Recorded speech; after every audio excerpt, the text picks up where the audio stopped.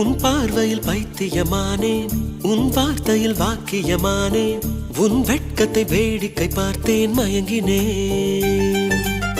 ஒரு ஞாபக அலையென வந்து என் நெஞ்சினை நனைத்தவள் நீயே, என் வாலிப திமிரினை உன்னால் மாற்றினேன்.